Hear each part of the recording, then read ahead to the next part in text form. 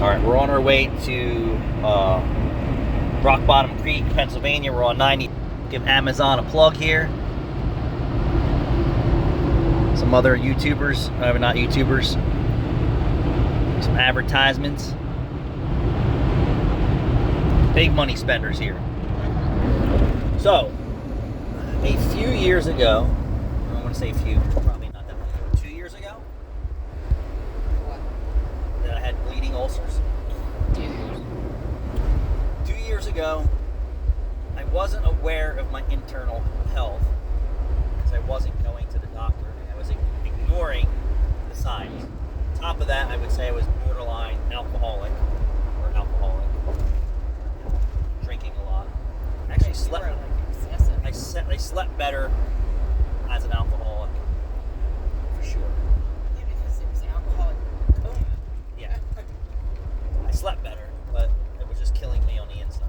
And probably from not only that, stress, diet, and choices of food I was putting in my body. And I thought that I was invincible, and we all think that to some extent. And I thought that I could continue that lifestyle 40s to 50s. Similar lifestyle that it was for me when I was 15 to 21 and then 21 to 30, which was a lot of drinking, eating anything under the sun, and your body was able to process it without any symptoms or problems, at least for me. Now, I was always prone, and this could be from diet, to hemorrhoidal issues. And to this day, I still have to be careful of that. But this video isn't speaking about that. Maybe we'll do another video on how that I work around and knowing the signs of blowout to non-blowout or discomfort. But this one's about stomach.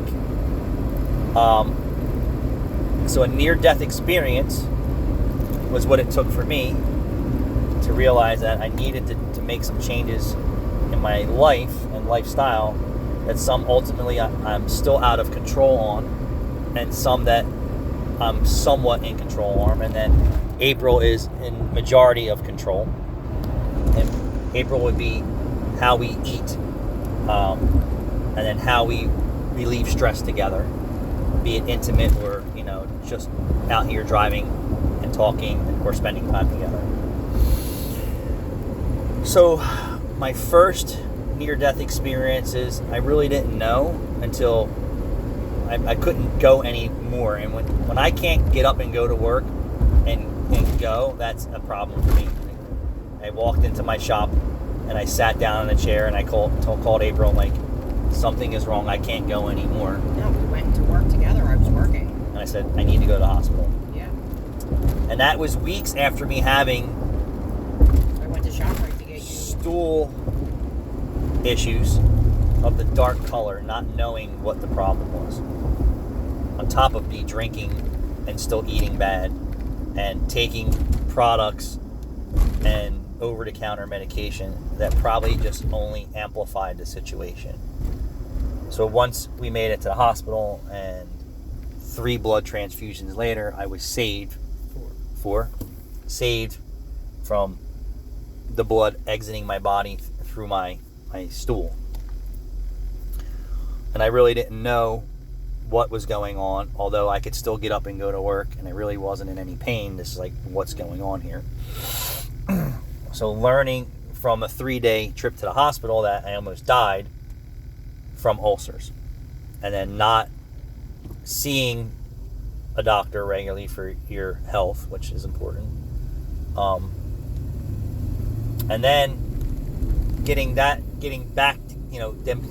me back together with medicine, right? So it was Protonix, IV fluids, Protonix IV fluids, Carafate, and non-eating for a few days, and then my body and my hemoglobin count started to restore and rebound. And after the 3rd day, they said I was good enough to go home and stay on this medication and visit a GI doctor. So we stayed on the medication that they gave me, and we did quit drinking, but then we were still not eating quite as well as I believe that we should. And my stress for what I do, and I bring it upon myself because I just really haven't found a way to deal with it. And maybe I do need to just get on some medication and just say, maybe enough's enough for me trying to manage this on my own, having ADHD and having the drive and the will to just continue to push and want more. So, and how do you fix that without seeing a psychiatrist to try and detune you, right? Or go on some medication to detune you, and I really don't want to take any more medication, but maybe smoking marijuana is an answer. But you'd be doing that all by yourself. But I don't want to do any of that. So it was what? Almost a year, and I had an episode where I was throwing up, black out my mouth. So when I was dying that night, it was my mouth and my butt. And then I was like, what's wrong with me? We didn't know, although I didn't feel bad, but I was still going, I guess because that's how strong I am. I didn't have black stool on the second round. I had an episode of throwing up black out my mouth, and I was like, what the is going on? We went to the hospital in the middle of the night, and we were waiting for hours and hours and hours, and we really need the federal government to fix our health care. This system is so fucked up that it takes you months to get into a cardiologist. It takes you months. Not the cardiologist, it's a GI doctor. The GI too. Months to get in for GI specialist, months to get in for a cardiologist. And there's nothing else you can do because you're at the mercy of the healthcare system. And I don't call that quality healthcare. And I don't know how anyone else, and I don't think healthcare was a priority in the presidential election, although I will tell you that priority healthcare is just as important as the border, since they were giving it away to all the illegal immigrants and asylum seekers. So for me, I'm going to tell you, for all the money we're spending for healthcare, the healthcare system sucks. And that's that. Yeah. And that's what you pay for myself, $20,000 a year for myself and my son and daughter, and it's the lousiest care that you could have when you need emergency services that you can't see a specialist. You are forced to go to a hospital, and not necessarily you're getting a specialist immediately. You're getting treated, but you're not getting a specialist. So after hours and hours of that went on, I didn't throw up at all the whole time I was in. They gave you that nauseous pill right away. They gave me a nausea pill, and nothing happened for hours. And then they went in and checked me out and said, you had an ulcer, just bleed, and it healed that fast, and we've been good. Still staying on their regimen for medication. I've been struggling with diet for what my body needs and wants, nearing 51? 52. Damn, I don't even want to think about that. Nearing 52. And being so physical, right? So not only am I doing manual physical labor, up here, I'm maxed out in my brain constantly. So instead of me thinking that, idle, or just use that for example, idle, I'm okay, I don't care about what else is going on in the world, it's just me, and I'm happy with everything. I'm on the other spectrum. I'm always looking maxed out. What can I do better? What can I do differently? How can I improve? How can I do this? How can I do that? And that's just how I'm wired. Which burns calories in me being ADHD thinking the way that I do, working the way that I do, my body is searching for certain foods now more than ever to sustain what's going on. And April and I have been changing our foods around to both of us have a healthier lifestyle. So April also had some issues with her body and near almost died in my arms. And you're not quite on the medicine that I am, but you still have to be careful. That for me, I can only eat certain things so many times before my mind says I don't like this anymore. And it's just me. I can't eat peanut butter and jelly sandwiches for a year and continue to eat peanut butter and jelly sandwiches. Not that that's the case. And even my favorite things that I do like to eat all the time, I can't eat all the time. So I like apples, but whatever acids in my stomach and more than 1 or 2 apples a day really messes me up. So although you feel that you're making healthier choices and putting in your body, I feel the food has changed so much that it's toxic to your body. And everyone's body responds different to the toxicity in the foods we're eating today. So I can't tell you how many different times that I've changed my diet with April to try and satisfy me throughout the day. And I'm sure that there's maybe some people who are aware of that or not aware of it. And we've been to fruits and veggies, to raw veggies, to protein drinks, to smoothies. Started out with protein drinks. All over the place. But then I had an episode, and I think it started when I said, hey, we're going to get KFC for the shop. Yeah. So I feel that my most recent episode is I was having very discomfort right here in my stomach, and I'm like, I think it started from the KFC. And I used to love KFC. And I used to be able to eat KFC without any issues. So is it the chicken? Is it the chemicals they're putting in their food? I don't really know. But I feel that my episode started with KFC. Now, could it have been food that was just bad and it just turned into an irritated digestive system for me? I don't have the answer for that. But I know that it started around that 3 months ago. And I think we had some other food that was fast foodish, but not exactly fast food, so I don't remember what it was. Actually, it was started with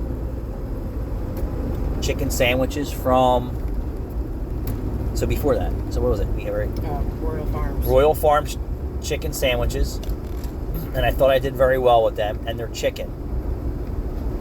So chicken sandwiches first, and then we got chicken, and then I was having issues with their chicken, so I'm like, all right, so what's up? Yeah. What's going on? And you're like, I got sick from that too. So that was prior to the KFC experience. So maybe it was still just irritation for me from that food, although you love it and your mind asks for it, right? And I said this to April the other day. I said my body's craving cheesecake or some type of sugar or something, and I know sugar's bad for me, but I'm trying to stay away from sugar because we know that it's bad for your health and bad for your cardiovascular system and on and on. So every time I think about something, I think about sugar. I try and avoid processed sugar with natural sugar, which comes from fruits and vegetables, pasta and things like that. Not short grains, but long grain pastas and breads, which we don't eat any breads anymore. None. At least I don't. I don't eat it as often. But whatever they put in the food is like the cigarettes, right? Whatever chemicals and toxins they put in there, they say nicotine's so addictive. Why I feel that food industry is the same way. And then once you get that in your body, just like certain drugs that people put in their body, that they just can't resist it. And that goes for people who drink sugar, right? I call it liquid crack. They have to have Wawa iced tea, sugar. They have to have, a 2-liter bottle of Pepsi or Diet Pepsi, and you see they're getting all whacked up on the sugar. We don't even eat candy. So yeah, we don't even eat candy. So I'm gonna say it probably started, as the more I think about it, was the fast food. Royal Farms, which I used to be able to eat and not have any problems. We tried Royal Farms breaded chicken sandwiches, and then their breaded chicken, and I had a minor issue with it. April had a major issue with it, and then I think a week or two later, I was craving KFC. I said, I didn't eat that though. You did. Craving KFC. We bought it for the shop. Excuse me. We all ate it. The younger guys in there, they're 18 to 21, are basically, can eat anything and digest anything because they're younger, right? Rachel always has issues. Not just saying Rachel's a bad person, but she is immune system compromised, and she has digestive issues as well. So it's kind of, I don't even bother asking her because she already has multiple issues all the time. But for me, I'm like, all right, now I kind of know where it came from. We haven't eaten. It doesn't mean that my body is still healed from the damage that went on in my body. So I was like, all right, well, now, April, I don't want to eat this. I don't want to eat that. I don't want to eat this. I don't want any processed food like snack bars, this, that. No raw vegetables. That was just part of my daily intake on top of the KFC. So then finally I stripped everything back, kind of thinking about when I'm in the hospital. The first thing the hospital does is you're on liquids only. Starve your body. Detoxify. So April's like, you don't need to lose weight. You need to lose weight. It wasn't about losing weight. It was stripping my body back of everything that was putting in it. And I would have a Nutrigain snack bar, one or two of those. I would have an apple something pastry snack bar. So I would eat 4 or 5 of them at a time because my body is starving as soon as I wake up. Like I know I need some type of intake. And one of those snack bars isn't enough for me. So that's why I would just eat 3 or 4 at once while I'm walking around. And then I said, all right, I need this. And then we were having crackers with cheese and whole grain crackers, and I'm just eating all this stuff, and I'm like, my stomach is still a wreck a few months later, and I'm like, all right, we're stripping everything back, and I just started pulling it back, and then April was trying to add different things that she perceived as healthy, which we really don't know because we don't know the buildup of what's in the these mass-produced products of snack bars, protein bars. I get it, but I was thinking more along the lines that the crackers, metabolism so fast that you would have to eat all day long. Right. So what I learned from that is once I started starving my body and pulling back all that toxic crap, it's my stomach started to rebound. I actually thought it was coffee too, because I introduced coffee into that already having a stomach issue, which just only amplified it. So today I'm having my first cup of coffee in 2 months? It's been about a month. About a month. And then instantly the burning in my stomach had subsided. And it was actually where my stool felt like it was hot.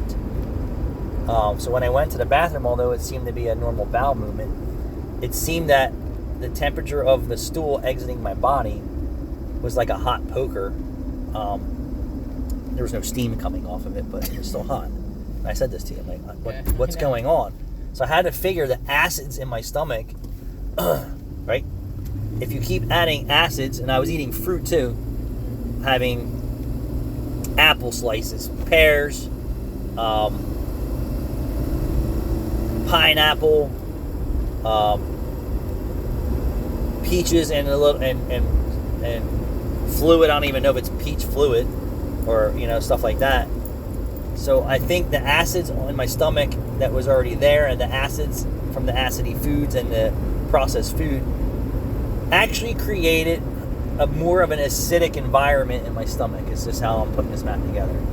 And again, we couldn't get into the GI doctor to get someone in my butthole and in my stomach, in my mouth, to say what is going on.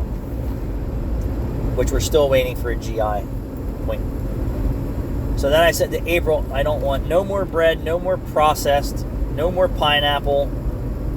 We already pulled coffee back. We pulled breads back. No more seafood. And I dropped 195 to 187. I dropped some weight too. Seen the cardiologist. Still having issues with my stomach, although we've seen the cardiologist. And then cardiologist is your heart. yeah, I'm just saying, like, we know it wasn't heart issues because my cholesterol, blood work came back good.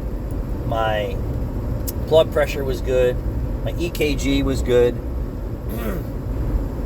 So it seems like I can get to a cardiologist more than I can get to a GI doctor. So we know it's GI related. And I'll tell you, it's from the food. And your body changing and your body not. Your mind saying you want this, and your body saying I can no longer do this. And then my stomach was been a week, and I said, well, the burning sensation's gone in the middle of my stomach. Mm-hmm. And let me have a cup of coffee. Let me go back to chicken and eggs at the diner. Not so much any acid reflux. Very rare that I do. It seems like raw vegetables are definitely an irritant for me, although you feel that it's the right foods to put in your body. So now I have April pulling the skin off of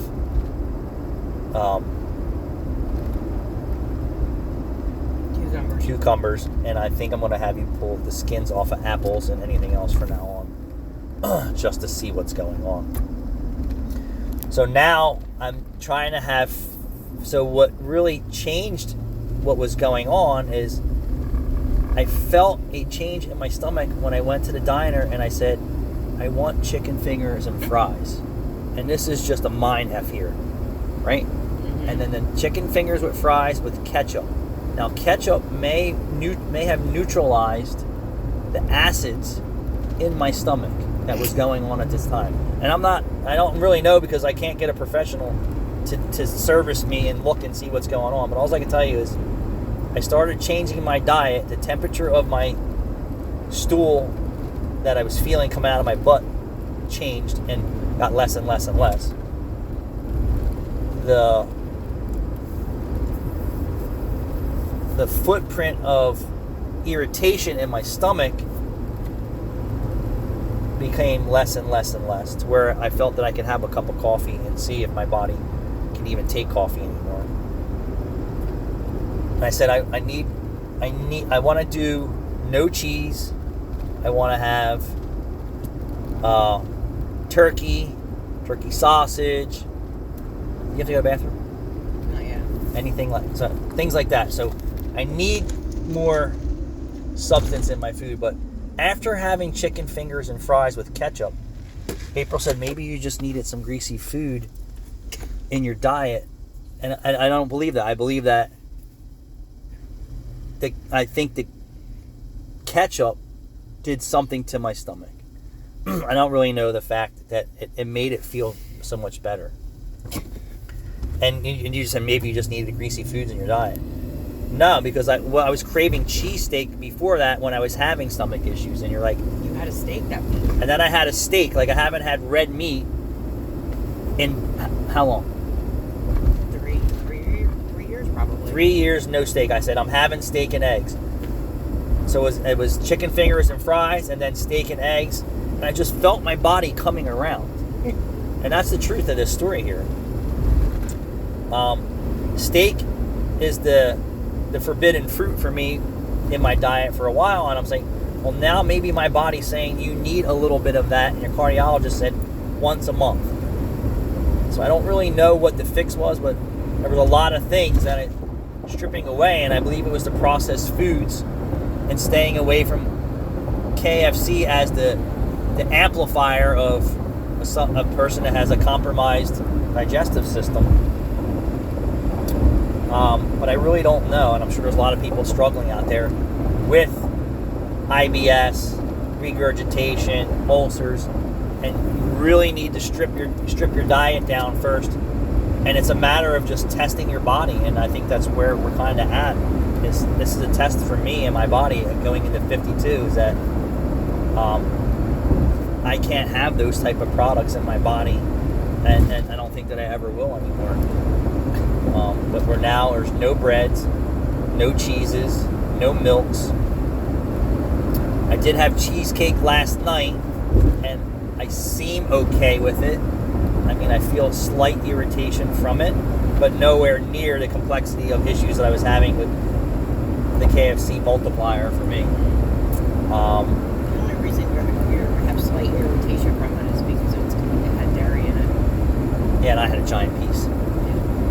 I killed it. But the toxins and the sugar and the addictive chemicals and chemical makeup of these products is bad. And then you think that the vegetables you're eating today are the vegetables of yesterday, I'm going to tell you, not my body. My body's saying something else. So I do believe that it's the food that's really killing people or giving them the problems that they have. And I'm one for an example. As I'm telling you, I'm eating good food. My health, my lifestyle choices of food, for the most part, are fantastic, and I'm having digestive issues. So right now, the cure for me, not even a cure, the discovery was stripping back what you're eating currently from our already stripped back diet. And it took ketchup, chicken fingers, and french fries, I guess, to neutralize or balance the acids going on in my stomach. And then okay, we're on to something. Steak and eggs the next meal, and I'm like, okay, I'm on to something. And then changing what I'm eating all day long, and naturally being probably dehydrated at the same time, because I do not drink enough water, which I'm trying to drink more water at work. I just don't know how to get my body and mind to do it. And then I come home and I drink a bunch of water and pee all night long. But yeah, so if anyone else is out there struggling, it isn't Pepcid, it isn't Maalox, it isn't, all these over-the-counter pills that's going to fix you. You need to figure out your daily routine, strip all that crap back, and shift gears and say, okay, now my stomach and my body wants this and needs this, and I can no longer take these products in. And it is a lifestyle shift and change. And April will tell you, it's frustrating. It is frustrating. She packs my lunch, she prepares the meals, and it was just a bad episode. I had some internal hemorrhoids and minor external through this, but I always seem like I'm problematic with that. It's just me, and I believe diet has a lot to do with it, and strength. I said to my GI doctor, it seems like I can irritate an episode of that with no problem straining myself at work. And I said, I think my core power comes from my butthole. And she laughed. And she said, well, that could be from cleanliness. Remember she said that? Not keeping it clean. This dude keeps it clean. Oh, yeah. We have wipes at the shop. I don't use toilet paper. We have wipes in every bathroom at my house. We don't use alcohol-style wipes. So yeah, I probably keep it too clean, but it's definitely not from cleanliness. It's from what's coming out of my body that caused the problem. So I also have some ointments that for me work really well that I'll do another video on. But this is about GI health. A lot of people, I'm sure, are struggling with it, and you don't really think of this, that what am I putting in my body? We don't smoke cigarettes, we don't smoke marijuana, we don't use edibles, we don't use hallucinogens, we don't take NSAIDs, so no ibuprofens, no Motrins, we take some over-the-counter allergy stuff that's recommended by our GI. So there's a lot of stuff that, it's called the discovery of you, to figure out what works for you, because your body is changing ever so much. So if you have any questions, hit me up. Thanks for watching.